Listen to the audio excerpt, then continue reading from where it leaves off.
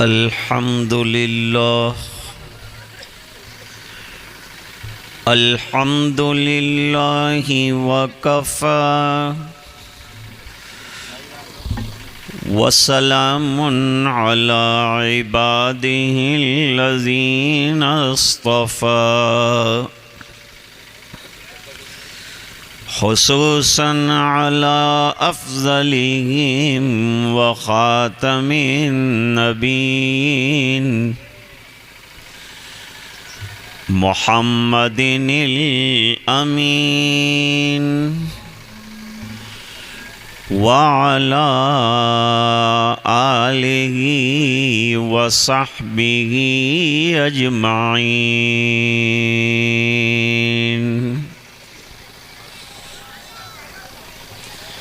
أما بعد أعوذ بالله من الشيطان الرجيم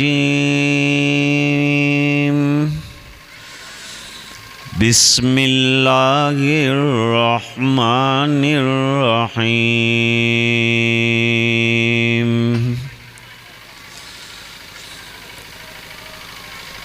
إنا نحن نزلنا الذكر وإنا له لحافظون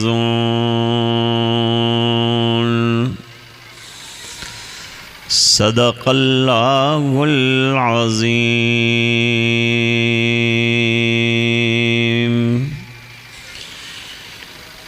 اللهم صل على سيدنا محمد وعلى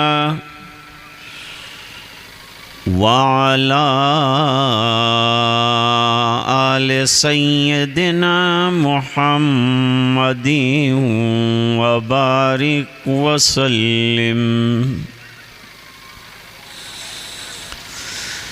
شہ نشین پر تشریف فرما حضرات علماء، مشتاق بھائی جان، دیگر جلیل القدر قراء، حفاظ، مدارس کے ذمہ دار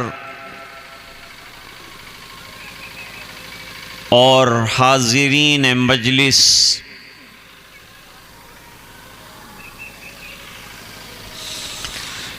موجودہ دور مسلمانوں کے لیے بڑی پریشانیوں کا دور ہے۔ آئے دن نبی کریم صلی اللہ علیہ وسلم کی ذات پر، صحابہ کرام اور صحابیات پر الزامات اور اعتراضات کا سلسلہ جاری، اور ابھی اس میں جیسے کوئی کمی ہو قرآن کریم پر بھی حملے ہو رہے ہیں۔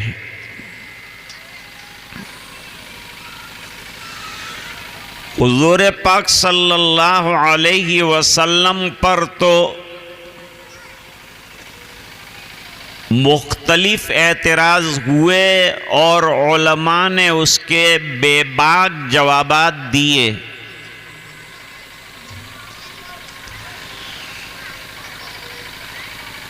اگر یہ دین اللہ کی طرف سے نہ آیا ہوتا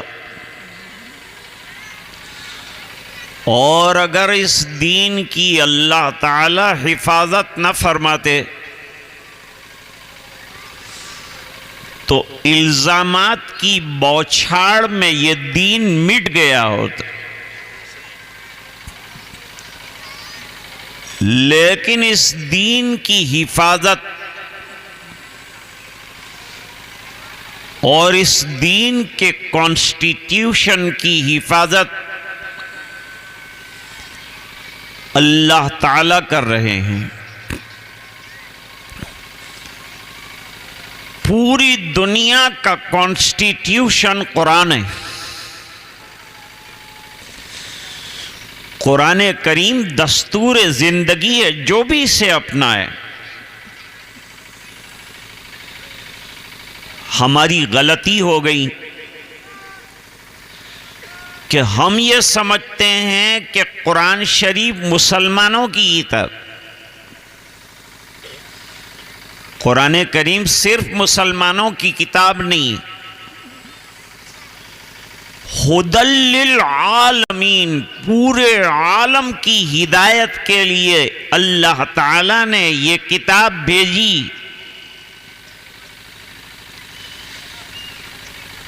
پہلی آسمانی کتابیں جو آتی تھی اس کی حفاظت کی ذمہ داری اللہ تعالیٰ نے اس زمانے کے علماء کو دی تھی. بِمَسْتُحْفِظُوا مِن کِتَابِ اللَّهِ وَكَانُوا عَلَيْهِ شُهَدَاءَ. لیکن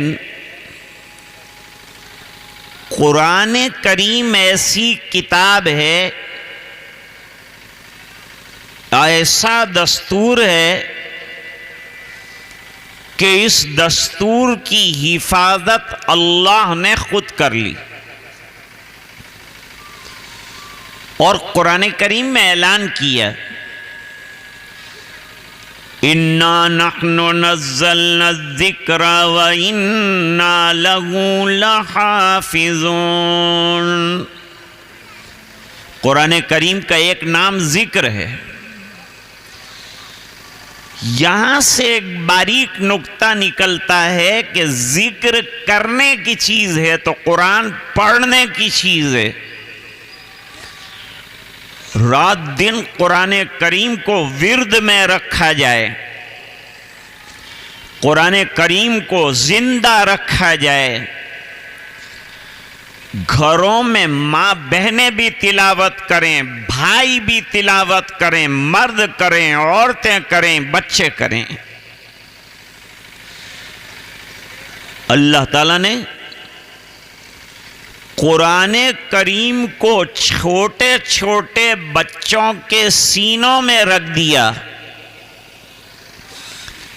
اور اس کی حفاظت کا انتظام کیا. سرکار پہ تو اعتراض کر لیا، صحابہ پہ بھی کچھ نہ کچھ انسان ہونے کے ناطے سے اعتراض کر لیا، لیکن قرآن کریم ایسی کتاب ہے کہ جس میں انگلی رکھنے کی جگہ نہیں ہے. ایسی شکل میں جب قرآن پہ اعتراض ہی نہیں ہو سکتا. دستور اسے کہتے ہیں جس میں کوئی مسٹیک نہ ہو، جس میں کوئی انگلی نہ رکھ سکے. دستور ایسے بنائے جاتے ہیں. ہندوستان کا کانسٹیٹیوشن بنایا تو رفیع احمد قدوائی صاحب نے بنایا. بہت سے مسلمان لیڈروں نے مل کر اس کے اندر حصہ لیا تاکہ کوئی اس کے اوپر انگلی نہ اٹھائے. مسلمانوں کا کانسٹیٹیوشن اللہ نے بنایا. جب اللہ پہ کوئی انگلی نہیں رکھ سکتا، اللہ کی کتاب پہ کون انگلی رکھ سکتا ہے؟ اس لیے اللہ نے قرآن کریم میں بڑی وضاحت کے ساتھ فرمایا، ذَلِكَ الْكِتَابُ لَا رَيْبَ فِيهِ هُدًى لِّلْمُتَّقِينَ.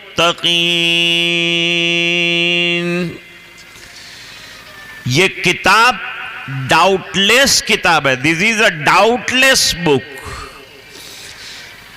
دنیا میں جب آدمی کتاب لکھتا ہے کوئی تو وہ یہ لکھتا ہے کہ بھائی اندر مسٹیک ہو تو مجھے انفارم کیا جائے. قرآن کریم کہتا ہے بھول ہو تو نکال کے بتاؤ. لا ریپ کتاب کا چیلنج ہے قرآن کریم کا کہ بے ریپ کتاب ہم نے تم کو دی ہے، ڈاؤٹ لیس کتاب ہم نے تم کو دی ہے. جب قرآن کریم ایسا ڈاؤٹ لیس ہے تو ظاہری بات ہے کہ اس پر اعتراض نہیں کیا جا سکتا. قرآن اصول پر مبنی ہے، بہترین اصول بیان کیے ہیں. ابھی چند سالوں پہلے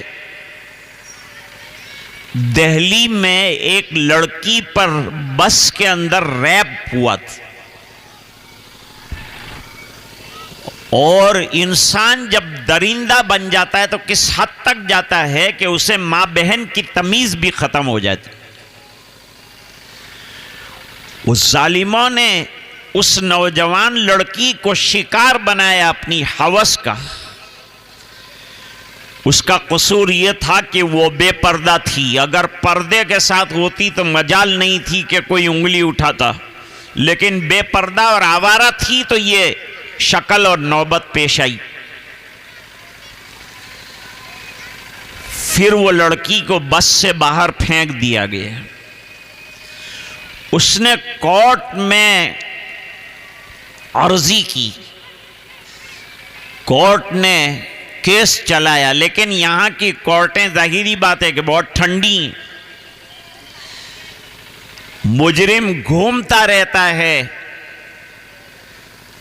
اور بے گناہ بیچارہ قید خانے میں چلا جاتا ہے. یہاں کی کورٹوں کا نام ہی دیوانی کورٹ ہے. اس کے فیصلے دیوانہ کرنے والے ہوتے ہیں.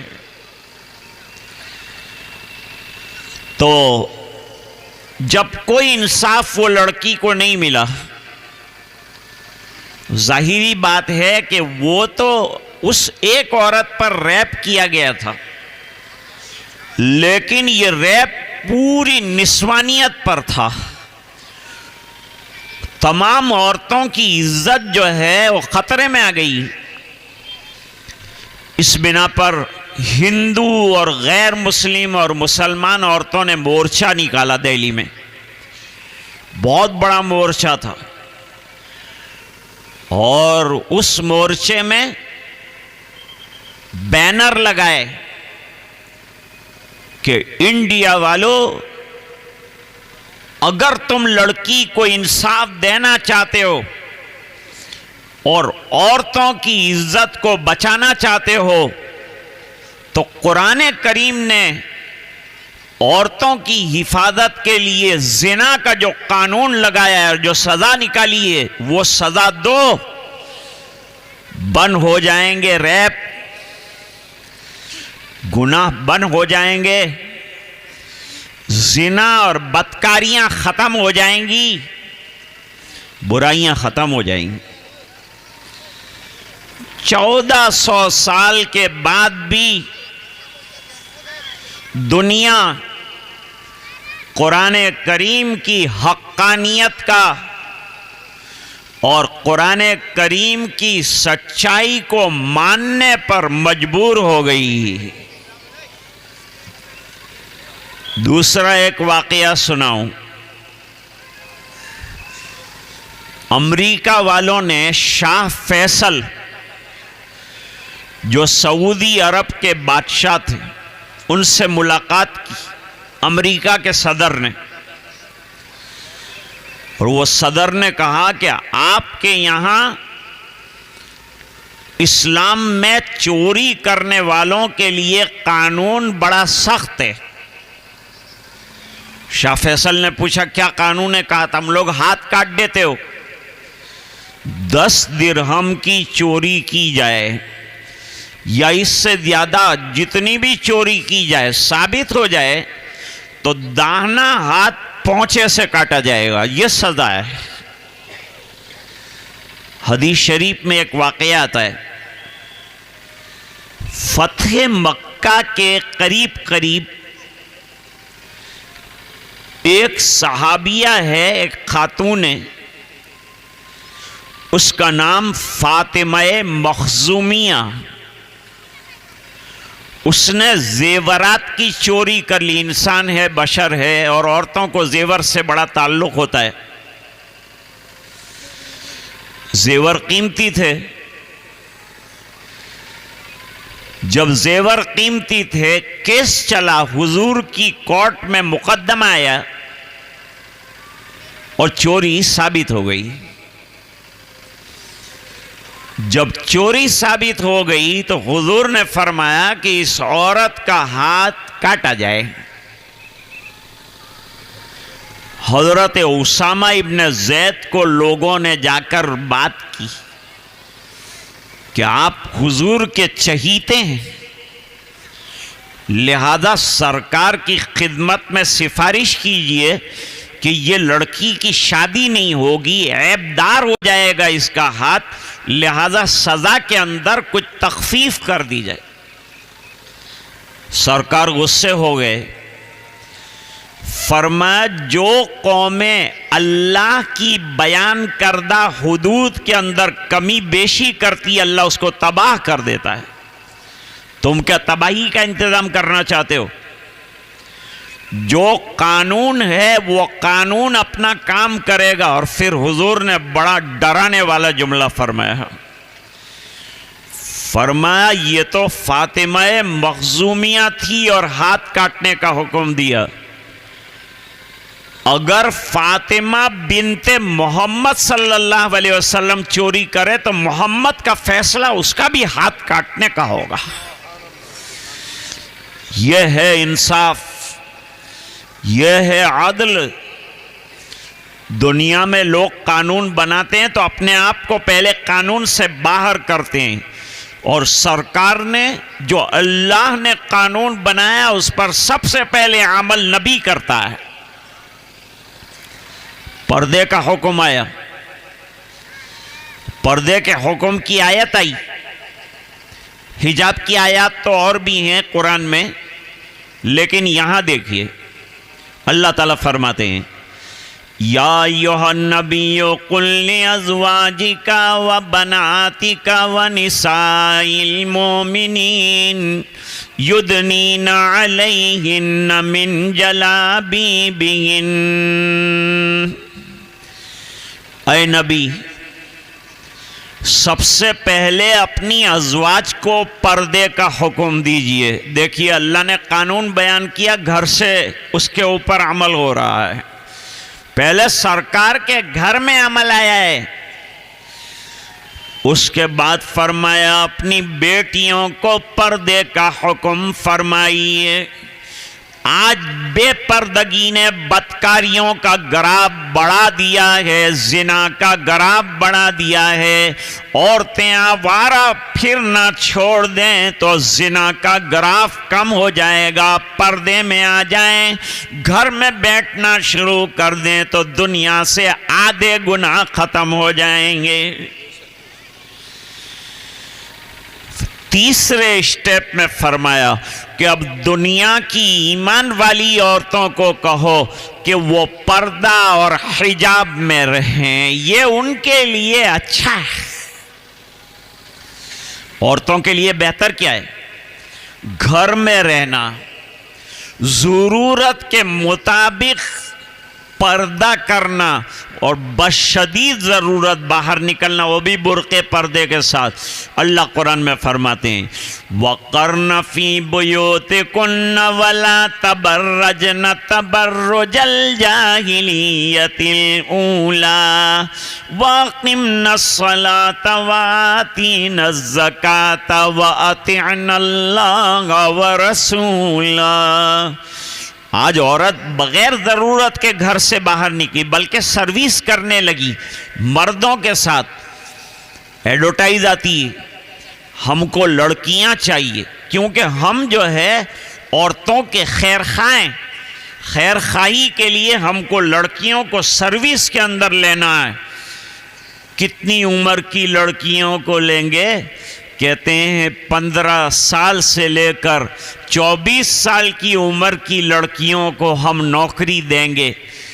ان کو دیں گے نوکری تو 24 سال سے لے کر 60 سال تک کی عورتیں کہاں جائے گی؟ اگر نوکری دینے کی ضرورت ہے تو بڑی عمر والی کو ضرورت ہے۔ کم عمر والی کو کیوں نوکری دیتے ہیں؟ بڑی عمر والی کو کیوں ریٹائر کر کے رکھ دیا ہے؟ یہ اندر کا چور ہے۔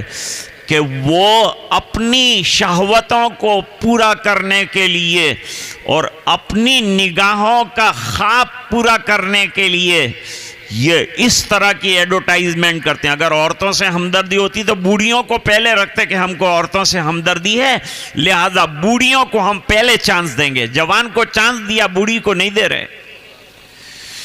فرماتے ہیں وَقَرْنَ فِي بُيُوتِكُنَّ وَلَا تَبَرَّجْنَ تَبَرُّجَ الْجَاهِلِيَّةِ الْأُولَىٰ. ایک بات بتاؤں آپ، آج دنیا میں بے حیائیاں عام ہیں. چاہے وہ موبائل ہو، چاہے وہ کمپیوٹر ہو، چاہے وہ انسٹاگرام ہو، چاہے وہ فیس بک ہو، ان تمام پر بے حیائیوں کا طوفان جاری. کوئی اخبار اٹھاؤ آپ، اس کے اندر آدھی ننگی عورتیں اور نیم عریان عورتوں کو بتلایا جاتا ہے ہمارے نوجوانوں کو بگاڑ دیا، ہمارے جوانوں کو بگاڑ دیا. یہ بے حیائیاں ختم کرنے کا راستہ قرآن نے کیا بتلایا ہے؟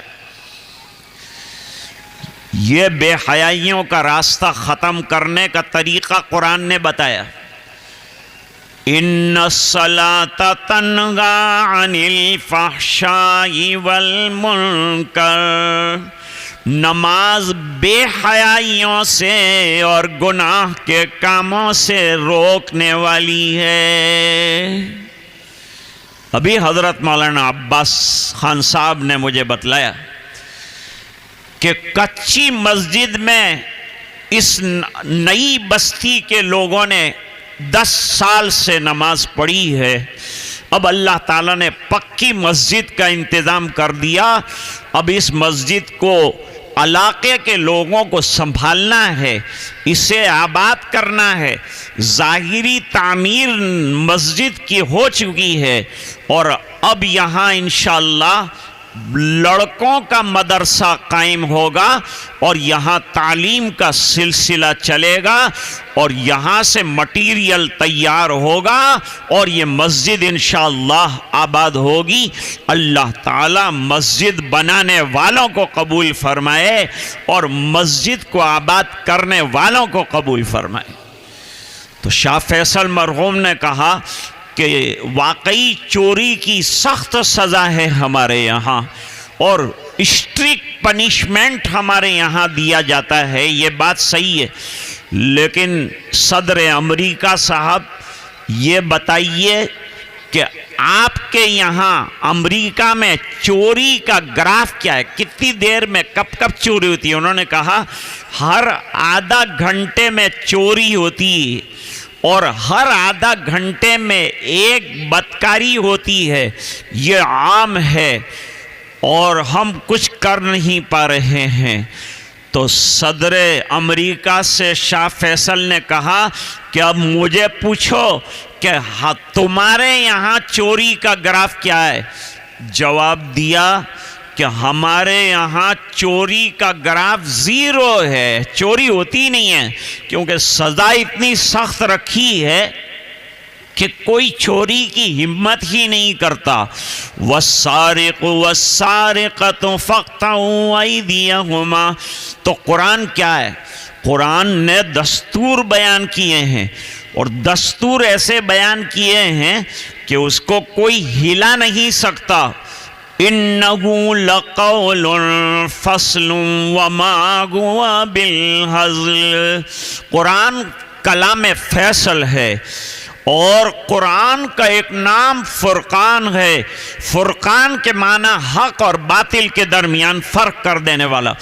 جب قرآن کے کسی اصول پر اعتراض نہیں کیا جا سکتا بلکہ جن جن لوگوں نے قرآن کا مطالعہ کیا وہ قرآن کریم پر ایمان لانے کے لیے مجبور ہو گئے.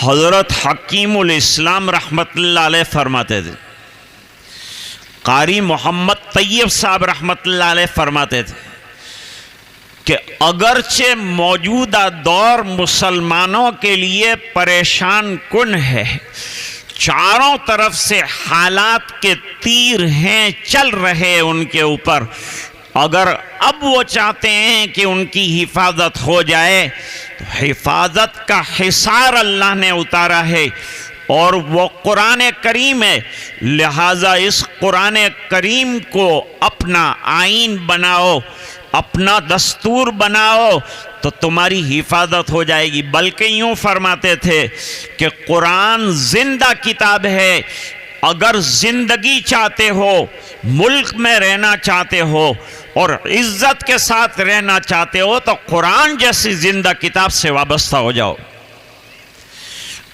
کتاب زندہ قرآن حکیم، حکمت اولا یزال است و قدیم، حرف اورا ریب نے تبدیل نے آیا اشرمندہ تاویل نے، نوع انسان را پیام آخری، حامل او رحمت للعالمین۔ قرآن ہدی للعالمین ہے اور اترا ہے رحمت للعالمین صلی اللہ علیہ وسلم پر۔ آپ صلی اللہ علیہ وسلم اخلاق کے بڑے زبردست حامی ہیں اور دنیا کو اخلاق کا بہترین سبق پڑھانے کے لیے آئے۔ میں بہت پرانا واقعہ آپ کے سامنے ذکر کروں گا، میں نیا واقعہ ذکر نہیں کروں گا۔ لوگ کہتے ہیں اسلام تلوار سے پھیلا، میں کہتا ہوں اسلام اخلاق سے پھیلا۔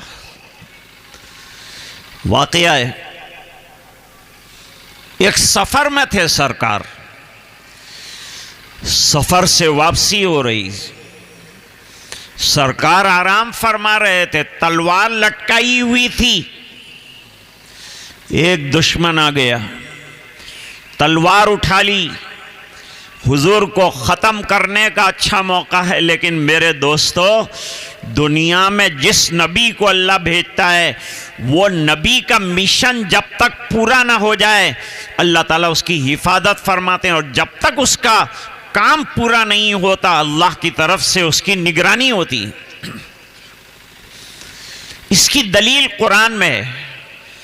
سرکار پہلے ظالموں کے بیچ میں دین کی بات پیش کرنے میں ذرا ڈرتے تھے، اللہ نے فرمایا ڈرنے کی کوئی ضرورت نہیں ہے، واللہ یعصمک من الناس، اللہ تعالیٰ آپ کی حفاظت فرمائیں گے۔ ننگی تلوار لے کر ایک صحابی دروازے پر رات کو پہرا دے رہے تھے، آپ صلی اللہ علیہ وسلم نے فرمایا چلے جاؤ، میری حفاظت کی گارنٹی مجھے نبی بنانے والے نے دے دی ہے، میرے پروردگار نے دے دی ہے، لہذا تمہاری اب کوئی ضرورت نہیں، میرا کوئی بال بیکا نہیں کر سکتا۔ سرکار لیٹے ہوئے ہیں بے فکر، تلوار لٹکی ہوئی ہے، دشمن آ گیا، تلوار اٹھا لی، اور تلوار اٹھانے کے بعد پوچھا، حضور کو جگایا، جگا کر پوچھا من یمنعک منی، تم کو اب میری تلوار سے کون بچائے گا؟ حضور آرام سے لیٹے رہے۔ جس کے دل میں اللہ کی ذات پر بھروسہ ہوتا ہے، جو پورے عالم کو اللہ پر بھروسہ کرنے کی دعوت دینے کے لیے آیا، اس کے دل میں ایمان کتنا زبردست ہوگا، اس کا یقین اللہ پر کتنا زبردست ہوگا، اس کا اندازہ لگایا جا سکتا ہے۔ چنانچہ آپ نے 3 مرتبہ فرمایا اللہ، کون بچائے گا؟ بچانے والی ذات اللہ کی۔ دوستو آج کے شدید حالات میں اگر ہم کو پوچھا جائے کہ تمہیں کون بچائے گا، ہمیں کوئی پارٹی نہیں بچائے گی، ہمیں اللہ بچائے گا۔ شرط یہ ہے کہ ہم اللہ کے احکام کو پورا کرنے والے بن جائیں، اللہ کے احکام پر عمل کرنے والے بن جائیں۔ 2 چیزیں ہماری زندگی کے اندر داخل ہو جائے، ایک کتاب اللہ حرز جان بنا لیا جائے، دوسرا حضور کی سنتوں پر عمل شروع کر دیا جائے۔ دو نعمتیں اگر ہمارے پاس آ گئی، ہمارا کوئی بال بیکا نہیں کر سکتا، نہ ہمیں کوئی ملک سے نکال سکتا ہے، نہ ہمیں کوئی پریشان کر سکتا ہے۔ ہمارے پاس دو روشنیاں موجود ہیں، ایک کتاب اللہ، دوسرا سنت رسول اللہ۔ یہ دو روشنیوں کے ساتھ کون اندھیرا ہماری زندگی میں پھیلا سکتا ہے؟ عرض کر رہا تھا کہ یہ جواب تو حضور پاک صلی اللہ علیہ وسلم نے دے دیا بڑے اطمینان کے ساتھ، موومنٹ بالکل نہیں، ہم ہوتے تو پریشان ہو جاتے۔ ننگی تلوار لے کر کھڑا ہے سامنے آدمی، وہ کانپنے لگا، تھوڑی دیر میں دشمن پر کپ کپی تاری ہوئی، اس کے ہاتھ سے تلوار گر گئی۔ یہ اللہ کی طرف سے، دیکھیے انتظام کیسا اللہ کی طرف سے حفاظت کا ہوتا ہے۔ جب ہاتھ سے تلوار اس کے گر گئی، حضور پاک صلی اللہ علیہ وسلم نے لیٹے لیٹے اٹھا لی، اور پھر آپ اٹھ کر بیٹھے اور اس سے پوچھا کہ تو نے جو مجھے سوال کیا تھا وہی سوال اب میں تم سے کرتا ہوں، میں یمنعک منی، اب یہ بتا کہ تجھے کون بچائے گا مجھ سے؟ تو اس کو اللہ کی ذات پر بھروسہ نہیں تھا، وہ بتوں پر بھروسہ کرتا تھا، اور بت اپنی مدد نہیں کر سکتا، اس کی کیا مدد کرتا تھا؟ صبح میں بیچارے بت کو لے جا کر کتنا پرساد کھلاتے ہیں، تو وہ تو کچھ کھاتا نہیں ہے، لومڑیاں کھا جاتی ہے، کتے کھا جاتے ہیں، اور اس کے منہ پہ پیشاب کر جاتے ہیں۔ یہ بیچارے بت کی بے کسی اور بے بسی کا عالم ہے۔ فرمایا آپ کے رحم و کرم پر ہوں، آپ بچائے۔ حضور پاک صلی اللہ علیہ وسلم نے تلوار اپنی جگہ رکھ دی، صحابہ کرام کو بلایا، کہا یہ آیا تھا مجھے قتل کرنے، اللہ نے مجھے اس پر قابو دے دیا، اب تلوار میرے ہاتھ میں ہے، یہ بے بس ہے، میں چاہوں تو اس کی گردن اڑا سکتا ہوں، لیکن میری تاریخ خراب نہیں کرنا چاہتا، میں رحمت للعالمین بنایا گیا ہوں، اس بنا پر اس جانی دشمن کو معاف کرتا ہوں۔ حضور نے معاف کر دیا، اس نے اسلام قبول کر لیا۔ تو بھائی اسلام تلوار سے نہیں پھیلا ہے، اسلام اخلاق کے ذریعے سے پھیلا ہے۔ میں عرض کر رہا تھا بات دور نہ چلی جائے، اس لیے میں بات کو سمیٹتے ہوئے اصل جو ایک پوائنٹ ہے اس پر آنا چاہتا ہوں کہ قرآن ایسا دستور ہے، Quran is a such constitution that there is nobody to put the finger upon the Quran. قرآن کریم پر کوئی انگلی نہیں اٹھا سکتا۔ ایسی کتاب اللہ تعالیٰ نے جب ہمیں عطا فرمائی ہے تو رب کائنات کی زبردست کتاب کا جب لاجواب ہو کر جواب نہ دے سکے تو دل جلوں نے قرآن کو جلانا شروع کیا۔ اپنے دل کی بڑاس نکالنے کے لیے اور کچھ نہ ملا تو اللہ کی کتاب کو ترکی کی ایمبیسی کے سامنے وہ ظالم آدمی نے ابھی چند دنوں پہلے جلایا، اور اس کا ایک ایک ورق جلایا۔ میں کہتا ہوں دنیا میں جتنے قرآن ہیں سب جلا دینا، لیکن کروڑوں سینوں کے اندر قرآن ہے، اسے کہاں جاؤ گے جلانے کے لیے؟ یہ قرآن جلانے کا جواب کیا ہے؟ یہ قرآن کریم کو ختم کرنے کا جواب کیا ہے؟ ہم ہمارے بچوں کو حفظ قرآن کرائیں۔ ترکی کی ایمبیسی کے سامنے اس نے قرآن جلایا تھا اور مسلمانوں کو جلانے کی کوشش کی تھی، ان کے دل کے ٹکڑے کرنے کی کوشش کی تھی کہ ہم قرآن کریم کے عاشق ہیں، اس کے جلانے سے ہم لوگ جو ہیں شور مچا دیں گے، دنیا میں ہنگامہ مچائیں گے، پھر گولیاں چلے گی اور مسلمانوں کے سینے شکار ہو جائیں گے۔ مسلمانوں کو ختم کرنے کی یہ دوسری سازش تھی، لیکن اللہ تعالیٰ نے فیل فرما دی، اور ترکی والوں نے اعلان کیا کہ اس سال مدرسوں میں جتنے بچوں نے چھوٹی عمر کے قرآن کریم یاد کیا ہے وہ تمام ترکی کی ایمبیسی میں جمع ہو جائیں۔ 850 طلبہ جنہوں نے ایک سال کے اندر قرآن کریم حفظ کیا تھا وہ تمام کے تمام جمع ہو گئے، اور ان میں 80 تو لڑکیاں تھیں جنہوں نے قرآن کریم یاد کیا تھا۔ ترکی کے صدر نے کہا تم قرآن جلاؤ گے ہم حافظ بنائیں گے، تم قرآن جلاؤ گے ہم قرآن زندگی میں اتاریں گے، ہماری زندگیوں میں قرآن آئے گا، ہم قرآن کریم پر عمل کریں گے۔ قرآن کریم کو اپنا دستور بناؤ، قرآن کریم کو اپنا آئین بناؤ، سرکار کی زندگی کو اپنے سامنے رکھو۔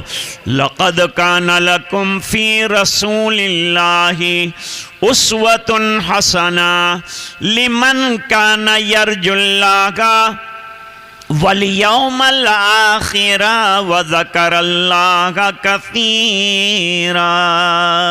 نعرہ تکبیر، نعرہ تکبیر۔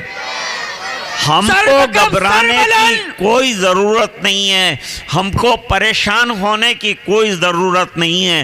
ہمارے پاس ایسا پاور ہے، ہمارے پاس ایسا دستور ہے، لیکن اگر آج پریشانی ہو رہی ہے اور ہم حیران ہو رہے ہیں تو وہ زمانے میں معزز تھے مسلمان ہو کر اور ہم ذرا پریشان ہیں تارک قرآن ہو کر۔ اگر ہماری زندگیوں میں قرآن آ جائے، ہم گھر میں تلاوت کرنے والے بن جائیں، قرآن کے مضامین پر عمل کرنے والے بن جائیں، قرآن کے احکام کے مطابق زندگی گزارنے والے بن جائیں، تو وہ صحابہ جنہوں نے قرآن پر عمل کیا پوری دنیا پر چھا گئے۔ اگر کی محمد سے وفا تو نے تو ہم تیرے ہیں، یہ جہاں چیز ہے کیا لوح و قلم تیرے ہیں۔ گھبرانے کی کوئی ضرورت نہیں ہے، فکر کرنے کی کوئی ضرورت نہیں ہے۔ آج کا میرا تقریر کا ایک ہی پیغام ہے، قرآن جلانے والوں کا جواب یہ ہے کہ اپنے بچے بچیوں کو قرآن کا حافظ بناؤ، اور دوسرا ہمارا طریقہ یہ ہونا چاہیے کہ قرآن کریم کو آئین بنایا جائے، اسے نشان راہ بنایا جائے، اسے عملی نمونہ بنایا جائے، صحابہ کی زندگی کو پڑھا جائے، حضور کی سیرت کا مطالعہ کیا جائے اور اپنی زندگی کو درست کیا جائے۔ میں اسی پر اپنی بات کو ختم کرتا ہوں، دعا کرتا ہوں کہ اللہ تعالی مسجد کو آباد فرمائے۔ یہ جگہ جو ابھی کھلی نظر آ رہی ہے، اس میں قال اللہ قال الرسول کی صدائیں بلند ہو جائے۔ یہ اتنا بڑا علماء کا مجمع اور اتنے اساتین علماء موجود ہیں، یہ سب کی دعائیں رہیں گی۔ اللہ تعالیٰ اپنا فضل فرمائے۔ آج صبح میں ہمارے مشتاق بھائی کے جتنے ساتھی تھے جلگاؤں میں حاضری کے بعد انہوں نے پرتپاک استقبال کیا، اور ابھی یہاں آنے کے بعد بھی میں اس کا قائل نہیں ہوں کہ پھولوں کو برسات کی جائے، کیونکہ یہ ضائع کرنا ہے پھول کا، ایسا نہیں کرنا چاہیے۔ اس سے تو دوسرے راستے ہیں اختیار کرنے کے، وہ کیے جائیں۔ کیوں پھولوں کی پنکھڑیوں کو ضائع کیا جائے؟ اس کو کام میں لے سکتے ہیں، اچھا استعمال کر سکتے ہیں، لیکن آپ نے عقیدت کا اظہار کیا، صبح میں بھی کیا، آج رات کو بھی کیا۔ اللہ تعالیٰ اس کا بہتر بدلہ آپ کو عطا فرمائے۔ اور علماء سے آپ نے جو محبت کا اظہار کیا ہے، اللہ تعالیٰ اس کا آپ کو دنیا آخرت میں یوں بدلہ عطا فرمائے کہ آپ کی اولاد اور آپ کے جنریشن کے اندر علماء پیدا ہوں، حافظ پیدا ہوں۔ ہمارے یہاں اسلام میں تنگی نہیں ہے، اور تنگی اس لیے نہیں ہے کہ ہمارے یہاں تعلیم اور ایجوکیشن کو منع نہیں کیا گیا ہے۔ ایک قاعدہ سن لو، یہاں وکلا بھی موجود ہیں، مشتاق صاحب بھی موجود ہیں، میں کھلم کھلا اعلان کر کے یہ بات بتانا چاہتا ہوں اور علماء کے مجمع میں بتا رہا ہوں کہ ہر وہ علم اور ہر وہ ایجوکیشن جو مانوتا کے لیے، انسانیت کے لیے فائدہ مند ہے، وہ تمام کام کرنے چاہیے۔ ہمارے بچوں کو دنیا کا ایجوکیشن بھی بہترین طریقے پر ملنا چاہیے، اور ان کو دین کا پیرالل ایجوکیشن بھی بہترین سے بہترین ملنا چاہیے۔ مشتاق بھائی جو سوشل کام کر رہے ہیں، یہ سب میرے نبی صلی اللہ علیہ وسلم نے اپنے اسوہ میں بتلایا ہے، اور یہ علماء کے ساتھ مل کر کام کرتے ہیں۔ آج کا جو منڈپ تنا گیا اس کے اندر بھی انہوں نے حصہ لیا۔ علماء سے مل کر چلتے رہنا، انشاءاللہ قدم قدم پر آپ کی نیتا گیری چمکتی رہے گی اور آپ کو فائدہ ہوتا رہے گا، آپ کو ترقی ملے گی، علماء کا ساتھ ملے گا، اللہ کی مدد آپ کے ساتھ آئے گی۔ آپ تمام حضرات نے اتنی خاموشی کے ساتھ اور اتنے سکون کے ساتھ میری بات کو سنا، اللہ تعالیٰ آپ کو جزائے خیر عطا فرمائے۔ لیکن آج کے میرے دو پیغام نہ بھولیں۔ ایک پیغام یہ کہ قرآن کریم کو آئین بنائیے، اپنے بچے بچیوں کو حفظ قرآن کریم کرائیے، اور حفظ قرآن کو بیکار مت سمجھیے۔ یہ بڑا خوش نصیب ہے وہ بچہ جس کے سینے کو اللہ نے لے لیا اور اس کے اندر اپنی کتاب والا ہیرا رکھ کر اس کو قیمتی بنا دیا۔ اللہ تعالی ہماری اولاد کو قیمتی بنائے۔ بنات کا مدرسہ بھی حضرت مولانا عباس صاحب چلا رہے ہیں، اور وہ مدرسے میں بفضل ہی تعالی یہ سب طالبات پڑھ رہی ہیں۔ آج 27 طالبات نے اپنی خمار فراغت جو ہے وہ حاصل کی۔ بخاری شریف کا آخری درس ہوا۔ میں جامعہ کے لیے اور یہاں بیٹھے ہوئے جتنے حضرات مختلف جامعات چلا رہے ہیں یا اس میں کام کر رہے ہیں، میں ان تمام کو ہیٹس آف کہتا ہوں اور ان کو سلام پیش کرتا ہوں اور ان کی خدمت میں دعائیہ جملے کہتا ہوں۔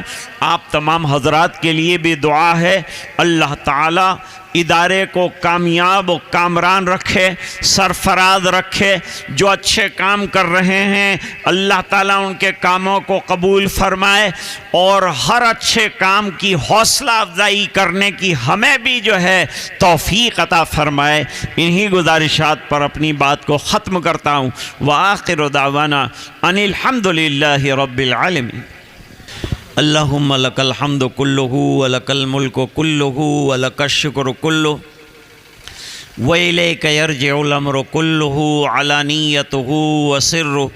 اللہم صل علی سیدنا محمد کلما ذکرہ الذاکرون وکلما غفل عن ذکرہ الغافلون۔ رب اغفر وارحم وتجاوز عما تعلم انک انت العز الاکرم۔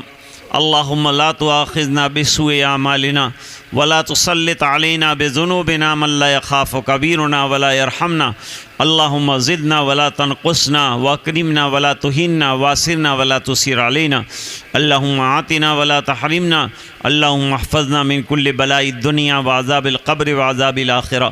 اللهم وفقنا لما تحب وترضى واجعل آخرتنا خيرا من الأولى۔ اللهم انصر الاسلام والمسلمين، اللهم أيد الاسلام والمسلمين، اللهم ثبت الاسلام والمسلمين۔ ربنا هب لنا من ازواجنا وذرياتنا قرة اعين واجعلنا للمتقين اماما۔ ربنا اتمم لنا نورنا واغفر لنا انك على كل شيء قدير۔ اے اللہ ہمارے گناہوں کو معاف فرما، کوتاہیوں سے درگزر فرما، اپنا فضل اور کرم شامل حال فرما۔ اے اللہ پورے مجمع کی مغفرت فرما جس مقصد سے ہم جمع ہوئے ہیں، اور اے اللہ کوئی برا مقصد نہیں، مقصد یہ ہے کہ تیرا دین جو تو نے عطا فرمایا اس کے قدر کرنے والے بن جائیں، اس کو سمجھنے والے بن جائیں اور اس پر عمل کرنے والے بن جائیں۔ اے اللہ ہمارے دیش کی رکشا فرما، یہاں کی سیماؤں کی رکشا فرما، یہاں کے رہنے والوں کی رکشا فرما، یہاں کے مسلمانوں کی رکشا فرما، اور جو جماعت خیر کے اور بھلائی کے کام کر رہی ہیں اللہ ان کو دنیا اور آخرت میں اچھے بدلے عطا فرما، ان کو پروگریس پرگتی عطا فرما، ترقی عطا فرما۔ اے الہ العالمین جامعہ کو ترقی عطا فرما، اس کو بقا نصیب فرما، حالات جو آئے ہوں آتے ہوں دور فرما۔ اے اللہ جتنے مدارس ہیں ان کی حفاظت فرما، مساجد کی حفاظت فرما، مراکز دینیہ کی حفاظت فرما، خانقاہ اور مقابر کی حفاظت فرما۔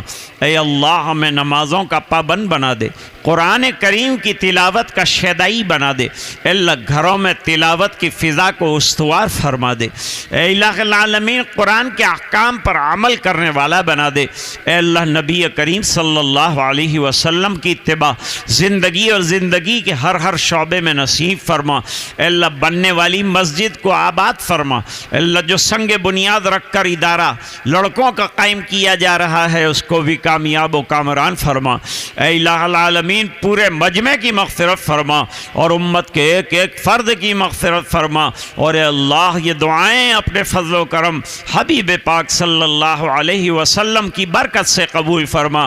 سبحان ربک رب العزت عما یصفون وسلام علی المرسلین والحمد للہ تعالی رب العالمین برحمتک یا ارحم الراحمین۔